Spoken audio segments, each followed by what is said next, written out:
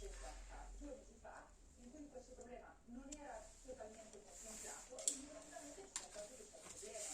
Insomma, a me sembra davvero che durante la campagna elettorale delle cose non si potevano mantenere, che le situazioni in essere sono perfettamente salvaguardate, per tutti i cantieri che sono stati avviati sono salvaguardati, persino le CIE.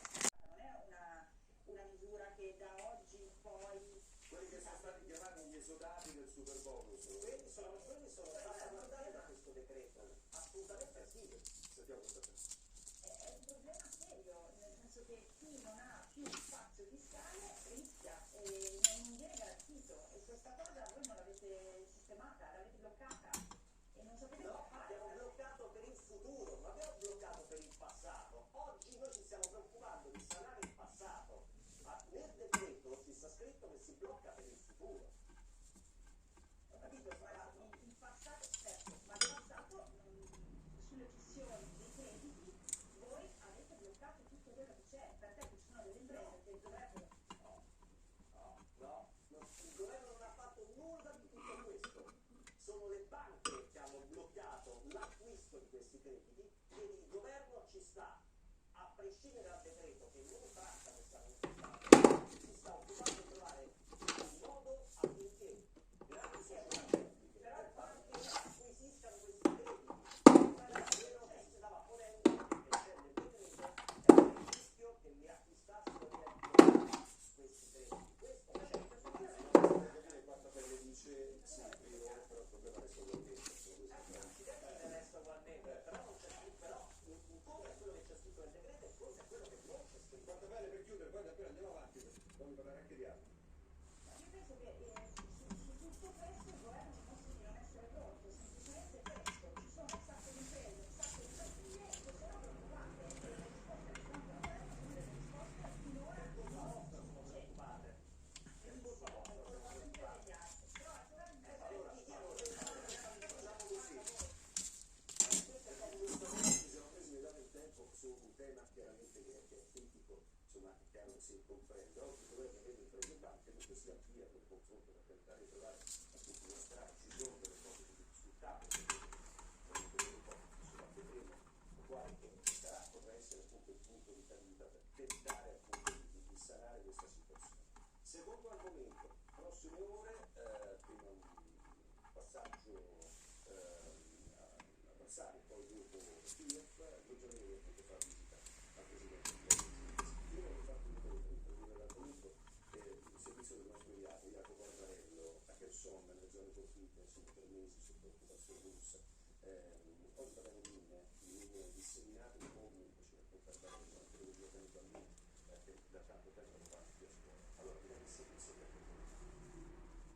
infanzia urbana. Questo è il regalo dell'invasione russa a una generazione di bambini. Basta un curriculum qualsiasi di nati occupati durante la guerra per essere felici. Ovunque si vedono immagini dove ci potrebbero vedere come quelle di questi bambini dell'ex caserma di polizia. Loro stanno insegnando il cortile è diventato un deposito per le armi usate in battaglia, per le mine lavorate nelle casse di casa. I bambini si aggiravano incuriositi e inconsapevoli di questo.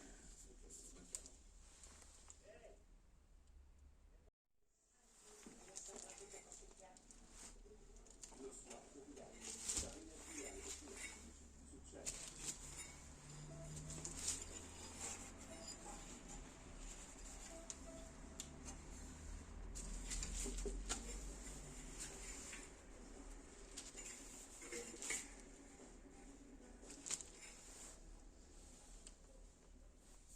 Eccoci qui, allora 10:30, ultima parte di trasmissione, ben trovati a tutti. Io voglio salutare subito.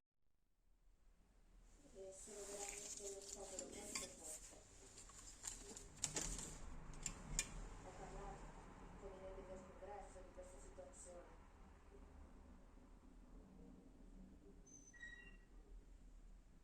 E abbiamo avuto degli accordi al congresso, anche dei disaccordi, ma sicuramente quello su cui eravamo d'accordo era aiutare l'Ucraina per aiutare la democrazia in Europa e in tutto il mondo.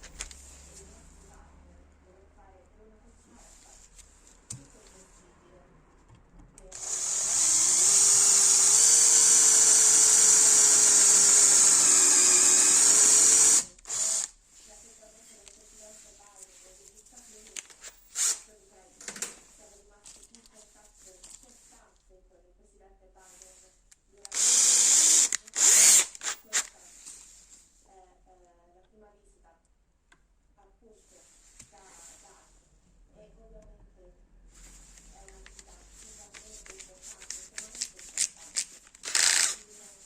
Quindi è difficile per l'Ucraina quando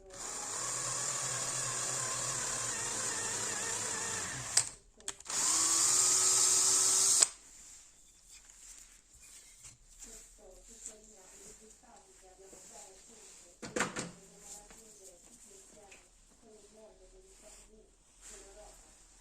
E oggi i nostri negoziati sono stati molto fruttuosi,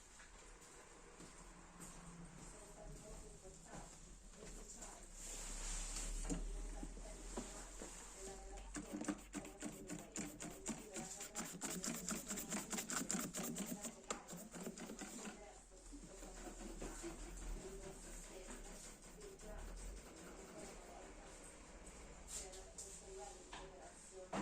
E questa settimana vedremo l'anniversario della nostra lotta contro la questione russa e è molto simbolico che questa visita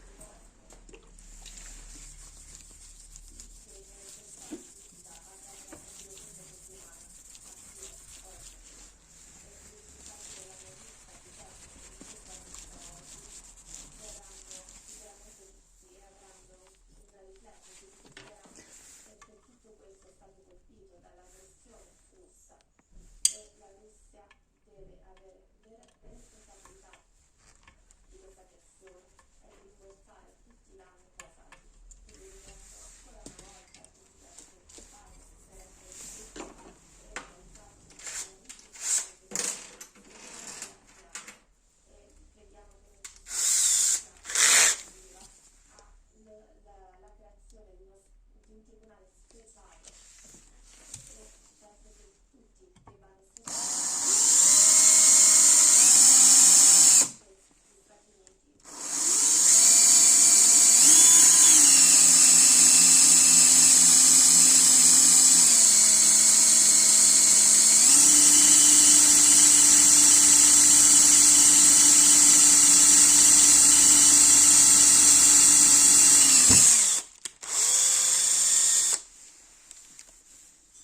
Questi altri 60 paesi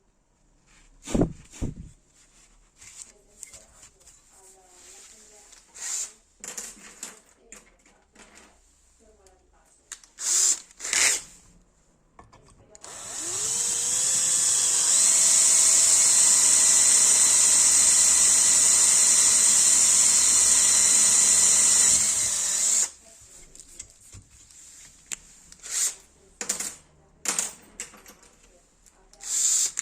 saranno molto importanti per difendere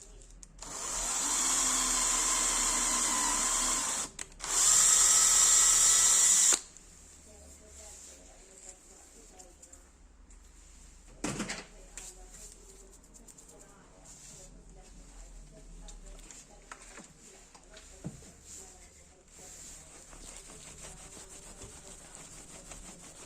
per ricordare e ricordare a tutti gli italiani coloro che hanno custodito la libertà. E gloria ai nostri soldati, ai nostri eroi, gloria ai nostri alleati agli Stati Uniti europei.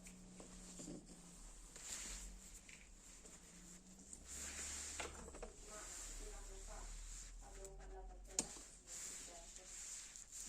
Era veramente presto, era molto presto a Kiev e molto tardi a Washington.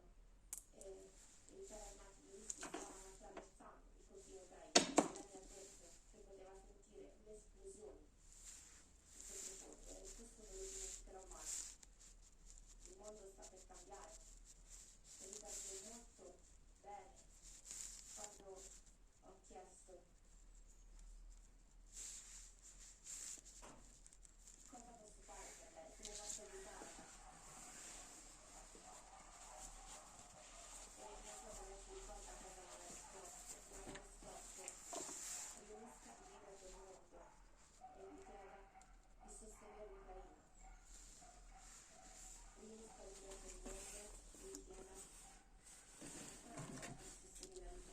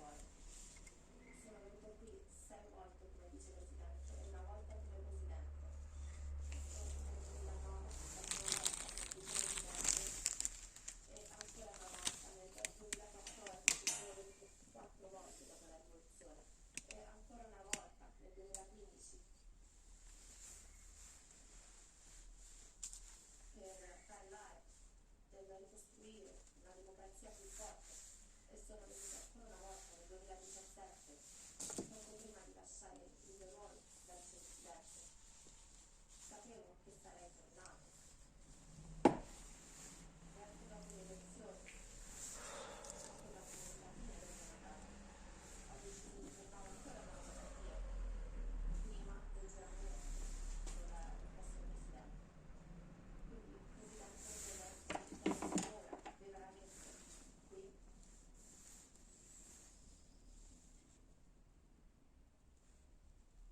per incontrare i suoi soldati, il servizio di intelligence, i suoi diplomatici, i leader diplomatici che si sono fatti avanti e l'hanno aiutata nel sostenere il suo paese. È incredibile come tutti si siano fatti avanti, tutti abbiano combattuto, donne, bambini, non c'è stato di fatto qualcosa, semplicemente qualcosa.